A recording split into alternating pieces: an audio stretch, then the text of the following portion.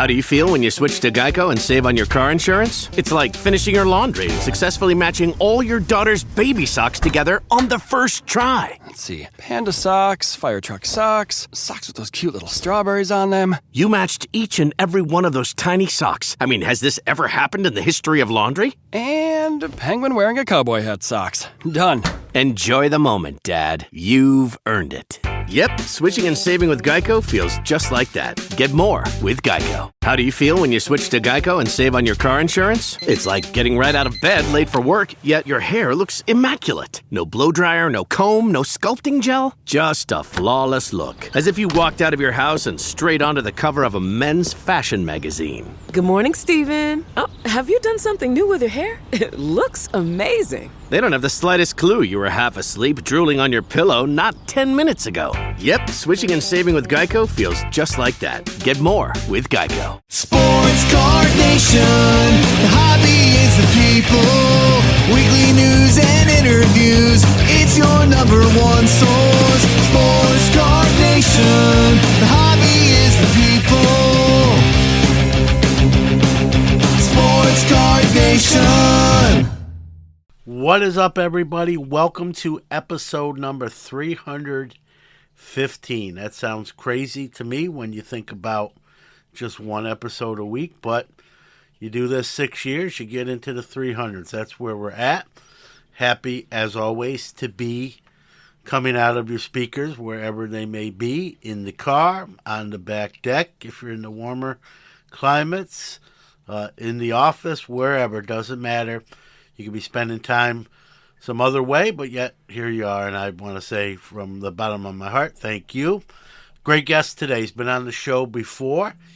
He's back, Evan Parker, CEO of Mantel, the online collecting community, and they've got some big news, and they're going to talk about it here on this week's episode, but we're going to talk about some other hobby stuff, the National. It's not just going to be all Mantel, but we're going to talk a little bit about Mantel. If you haven't checked that community out, for sure you'll want to do that. So, but enough of me. Let's take a quick 30-second break, and then we'll be on back with Evan Parker.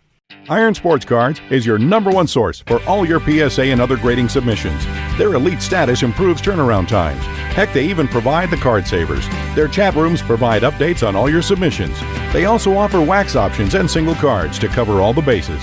Check them out on Facebook at Iron Sports Cards Group or on the web at ironsportscards.com, or even give them a call at 1-877-IRON-PSA. Rob's got you covered.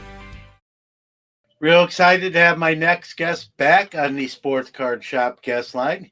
We've had him on before. I got to meet him a few months back in person at the National in Cleveland. And he's the CEO of Mantel, Mr. Evan Parker. And you're approaching almost a year into that almost venture. So we're definitely you got some new stuff just out and stuff coming on the horizon. We're definitely going to talk about that. Let's. I mentioned the National, Evan. Let's kind of start there. I asked you before we record. I wasn't sure how many you've been to. It was your third one. I think it was my fifth or sixth. That COVID cancellation kind of screwed up my count. But somewhere in that first time that I've been to Cleveland for any reason, let alone a national. Kind of your thoughts, now that we're, 4 months out from it or around that, kind of your thoughts on the event and how it was. Yeah. Well, and first of all, John, I appreciate you having me back on. I think that I believe that you were the first podcast that I was on when Mantel originally launched. So you believed in us, gave us exposure before anybody else really was. So I really appreciate that. And it's always fun to catch up. I actually really enjoyed Cleveland. I think once you got into the facility, it was really easy to walk around. I mean, I know Rosemont is really cool and it's big and everything, but the different floors and different spaces that people have to go and kind of find things, I always find that makes it a little bit difficult to navigate. Whereas Cleveland was just like a giant open box, and it was pretty easy to go find things and work your way around.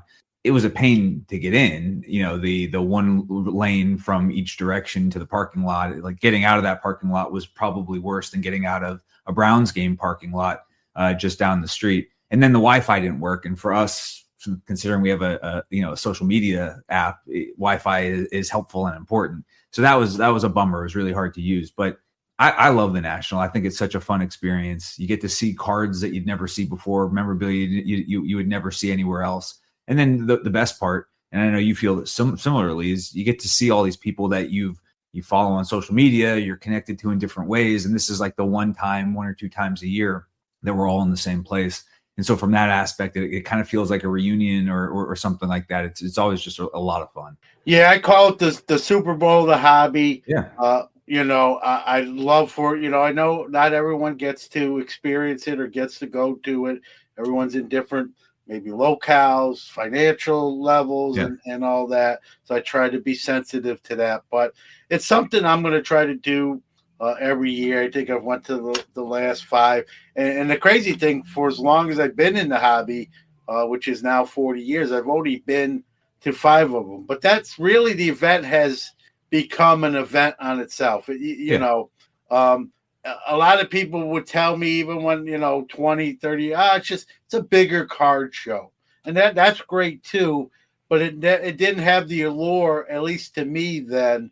And it's become, what it is today was not what it was 20 years ago, 30 years ago. And that's you could say that about a lot of things, but now it's kind of become sort of, whether you're an entrepreneur, a dealer, collector, you're launching a new venture, it's a great place to be, to kind of cover all those bases. And you made even the best point of all, right? It's that week we circle on our calendar where we know we're going to see our hobby friends and people we've had relationships again, in some cases again, and in some cases for the first time. Like for this National, it was the first time getting to meet you in person. Totally. When we do the next National, it'll be again, and there's something to be said about that, right? It's I've heard people call it like a hobby family reunion, and in a sense, that's a good description as well.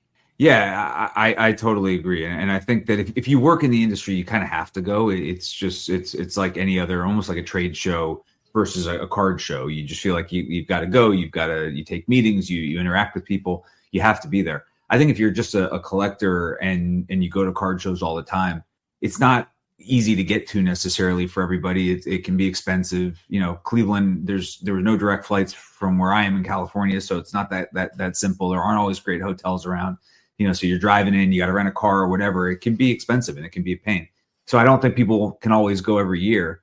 But certainly if you're a collector, you kind of just like earmark it and just say, once, I'm going to get to it one time at least and go experience it, because there's just nothing like it. I go to card shows all the time. I know that you do too. And even the best non-national card shows pale in comparison, because you're just not going to see the auction houses, what Golden and Heritage bring out. And you're seeing something that, this year was Babe Ruth, the called shot jersey is there. You see the T206 Wagner. You see, 52 Topps Mickey Mantles are like, walking. There's one at every booth, it feels like. And so to have that experience, it's just tough to get it anywhere else. And I think that the biggest sellers, the biggest brands in the hobby all show up for the National. They bring their best stuff. They make sure that they make a splash. And it's just a lot of fun to be there and see it.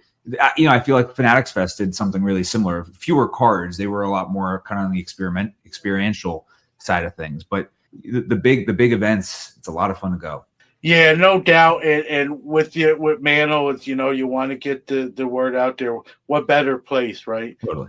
Than the National. Well, you're not going to have that many people from the hobby in the same room at the same time for 5 days, if you will. Right. It's a great opportunity. No matter what you do, you're launching a new website, you're introducing a new product, you're looking for a card to complete a set, or you're a dealer and you're looking to have a good show and move some inventory and generate some funds to buy new inventory. Whatever you're in the hobby for, that's the perfect arena to do it in. It's going to be in Chicago for the next few years here. I know that's generally everyone else's. It's general consensus, like the favorite venue and city to have it in. I like Chicago. I've been there, the last, I think, 3 of them, and I've been to Chicago for other reasons. It's a great city. I don't want to say the problem. The only difference for me is not really drivable. So now we're looking at, like you said, a flight, which will be an added expense rather than driving and that sort of thing. But if that's the worst thing you got to deal with, Right. so be it, right? I wish they came to California. I mean, I know we're going to have the West Coast Card Show, the kind of the rebrand of the Burbank Card Show. And that's the biggest one out here. The Front Row Card Show is pretty prevalent. They've got a bunch of different venues that they operate at. There's an LA Card Show. There's a lot out here, but nothing kind of the size and the scope of the national. And Chicago is pretty much the furthest west that I think it's going to go. And I'm a fairness guy, Evan. I think the West Coast, whether that's California or Seattle, let's say, or Arizona, Las Vegas, I think there should be a national there. I think it's fair, right? Would it be probably an added expense for me? But I'm a fairness guy. I've never been to California, so if there is one, that give me a reason to go there for the first time. And so I believe in fairness. It's nice when it's in Cleveland or Atlantic City because it's drivable for me. But I think too, hey, how about for someone else? Like, let's try to make it drivable for them. So I would sign up for that. I'm not opposed to it. I think, they should try to move it where no matter what time zone you're in, per se, that it should be drivable at some point for everybody, And I know it might be logistically impossible, but they should try to do that as much as, and they've had it there before. It's not unprecedented. It's been in Anaheim, and it's been in other, it's been in other locations that it hasn't been in recent years. Baltimore, Atlanta had one before. So I know there's logistics and other things that have to be in place, but I mean, it'd be nice to see it, in different places. I know there's some people would say, John, I want into Chicago every year. It's kind of smack dab in the middle of the map. I get that, but if you live in Chicago, that's great. But if you don't, it's I get it. It's kind of the central location, so it's trying to be fair to everyone. But I like to see it move around to East Coast, Midwest, West Coast, Southwest. Texas is a huge epicenter of the hobby. Yeah. Especially in Dallas with all those companies. So I'd like to see, maybe not every year, but try to see it in different locales. So, maybe people who can't get to another locale will be able to get to a different one. And so everyone, like you said, can experience that at least once, if not more. Yeah. I mean, this might not be a good, I almost think there's 2 paths. Either it moves every year somewhere totally different, or you just keep it in the same place and everybody just plans and they just know they're going to go. So it's more confusing to me to have to remember, are we going to Atlantic City? Are we going to Cleveland? Are we going to, to Chicago?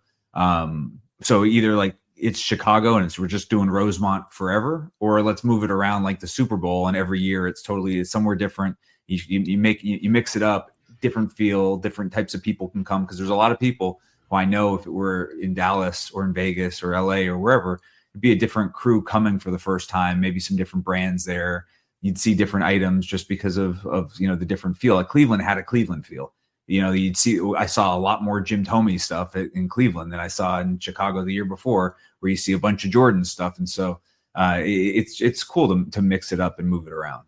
Yeah, I agree. So I mean, I'm for the latter. I rather see it be somewhere every year different. In a rotation, I mean, it's got to come back. Chicago's kind of the consensus favorite spot, if you will, for the majority. So I get that. But I'd love to see it go to, including the West Coast, even though it would be more of an expense. It's part, it comes with the territory, and you start saving up a little earlier. That's all. When you know where it's going to be and what it entails and that sort of thing. And then I think more people can experience it. Time to hear from one of our great sponsors, but Sports Card Nation will be right back after that. For nearly 50 years, Sports Collectors Digest has been the voice of the hobby, bringing you comprehensive coverage of the sports collectible industry. From industry news, auction results, market analysis, and in-depth stories about collectors and their collections, Sports Collectors Digest has everything you need to know about the hobby. SCD is also your leading source for listings of sports collectible dealers, card shops, card shows, and the latest from the industry's top companies. To check out all the latest news or to subscribe to the hobby's oldest magazine, visit sportscollectorsdigest.com or call 1-800-829-5561. Hobby Hotline is the hobby's only live interactive call-in show. Join some of your favorite hobby personalities every Saturday, 11 a.m. Eastern, 8 a.m. Pacific, to discuss the hottest hobby topics. If you miss us live, catch us after the fact on all major podcast platforms. Follow us on socials at Hobby Hotline. Let's go! You are listening to the Sports Card Nation podcast. While it was your third national, you were there obviously as a collector, but also getting the word out about Mantel. Kind of, you're kind of a two-pronged question here. February will be a year since you launched the site in the community. Do you like where you're at here a few months out from that year anniversary? And I know you weren't set up at the National, just like I wasn't set up at the National, but you can still network and do all that. Were you pleased with how the National went from a Mantel perspective? Yeah, absolutely. So we launched February 13th of this year. Into your question, if we're pleased where we are, I'm like the quintessential sort of personal critic about the stuff that I work on and the stuff that we work on. Like, we've done a lot of stuff I'm incredibly proud of. We've got a really cool community with people who are coming in every day and hanging out with us every day. And we've built some cool features and we've gotten some good buzz around it. And I've met an amazing amount of people through this business. But I know that there's a lot on the in our plans that we don't have out yet, that this isn't perfect. When I go on the app, when I go on the website, I mostly see the issues. I mostly see the things that aren't working the way that we want them to work, or the features that I know, it'd be really cool if we had this or had that. So, the thing that I love when I forget about the fact that I'm building this is when I can just get in there and talk about the hobby with other collectors. And so you'll see, we have a leaderboard in terms of, from engagement. I comment a lot. I post a lot, and that's partially because I want to, keep the party going and engage with people and make sure that people, feel like that somebody's paying attention, listening to them. Partly because I'm always wanting to test things and make sure that we're getting the right feedback. But a lot of it's because I spend all day working on this thing, and the joy in it is when I get to go in and see something cool that somebody posts, or ask somebody who knows something that I don't know to give me some advice or their opinion, or, to tell somebody what I'm doing and how I collect. And so, that part is what I love, and that's exceeded expectations, but I know we've got a lot of work to do. And your question about the National this year relative to the year before, when we were in Rosemont, it was before we had launched. Nobody knew who we were. We didn't announce anything. It was just me, and I was going to walk. I got to walk around and meet a lot of people, and I got to check out as many booths as humanly possible, and just for a couple of days, mostly be a collector. And this year in Cleveland, even though we didn't have a booth, we were working. We were, I was wearing Mantel branded stuff. I was going up to talking to collectors. If you were already a member, give me feedback on what you like and don't like. If you weren't a member, hey, what can we get you to do to join? What would you be looking for? And business meetings and all that kind of stuff. I don't think I bought anything. I certainly saw fewer tables than I did the year before. And I can't say I had less fun. It was just a very different experience. One felt like Evan the collector, and the other was Evan the business guy. And Evan the collector is the reason why I'm doing this. That's the itch I want to scratch more than anything. So I'm hoping that as Mantle continues to grow, I'll be able to find maybe in Rosemont this year, I'll be able to find a little bit more time to hit a few tables and see what people have. Yeah, one thing I love too, Evan, you touched on that. You're a collector, right? So you're in charge of this, and there's something to be said. Let me put it this way. I'm more appreciative of a hobby entity when it's someone in the hobby that's pulling the strings or in charge of it, because they have their finger on the pulse. They get it. You know, we've seen examples, and I don't have to mention names here, but where people from outside the hobby have kind of been brought in position of power, leadership position, and then things didn't always go so well. And I think in defense of that person, I think they sort of started at a disadvantage point, because they not only did they have to learn whatever entity they were working for or hired by, they're trying to learn the hobby at the same time. And that's double degree of difficulty. Yeah.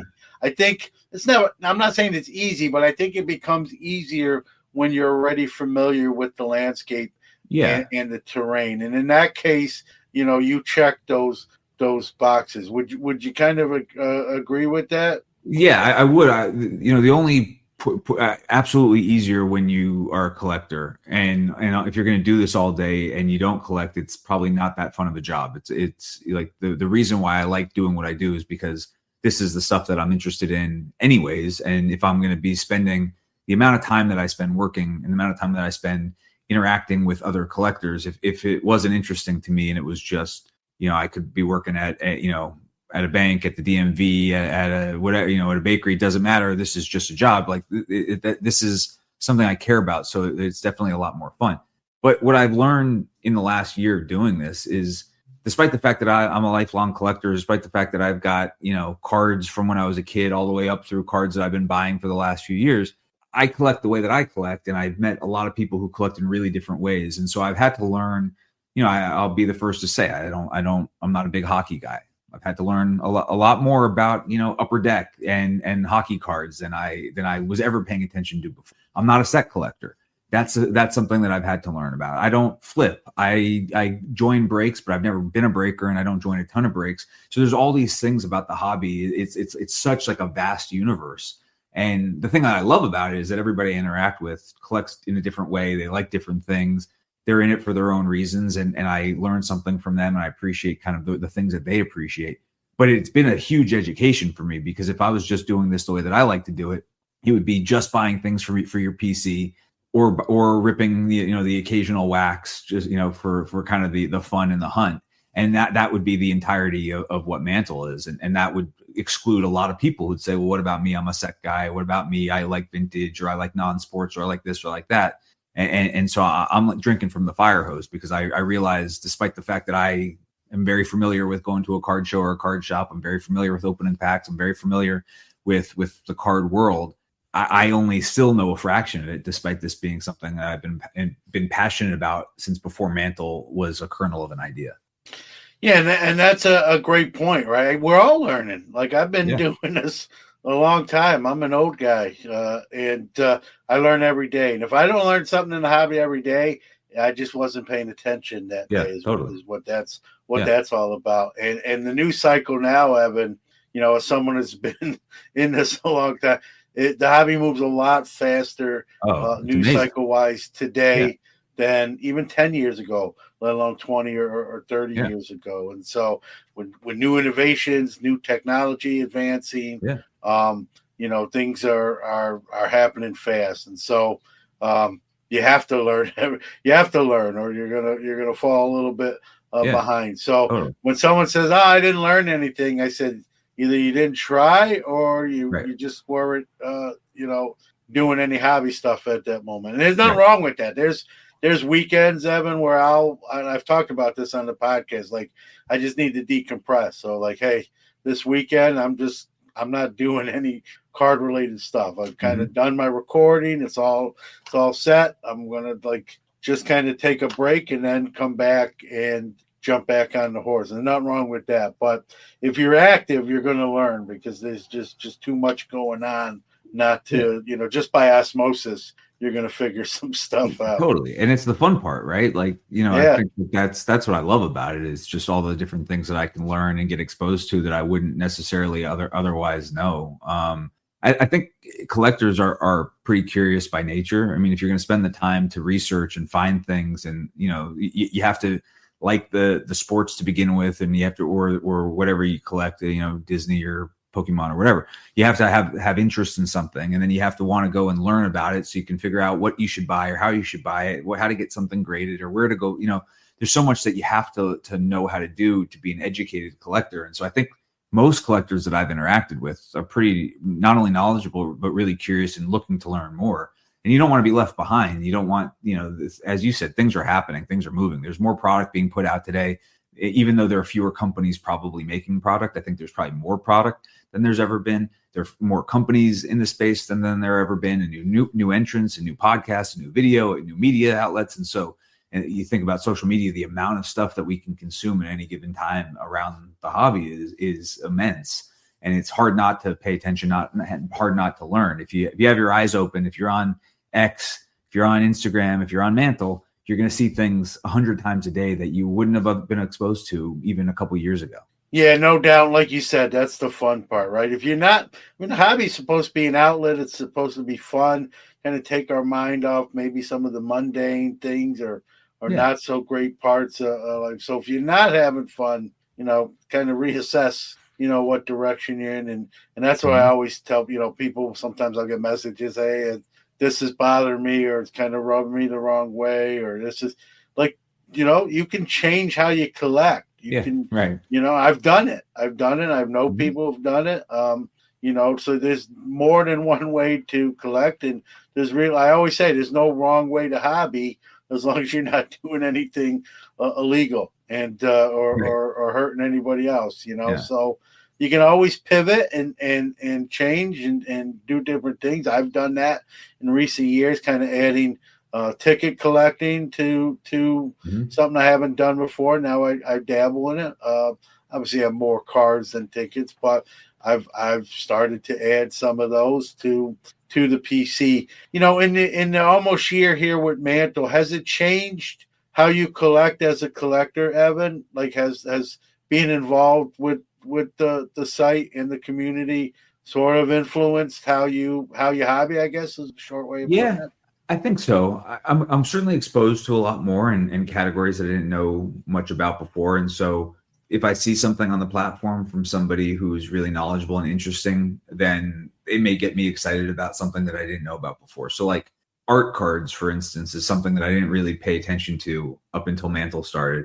And I've had the ability through the platform to meet a bunch of different artists, whether it be Piggy Banks or Card Carver or Zach Nygett, who's got a really cool brand that he just launched in that space. There's just a lot of guys doing really interesting things in the art space. I've got a card being made now by a guy, Kev Cards, that I met on Mantel, and he's making something custom for me that I'm excited about.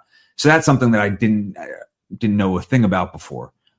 Certainly the local card shops by me don't have art cards, and I wasn't exposed to it in the same way.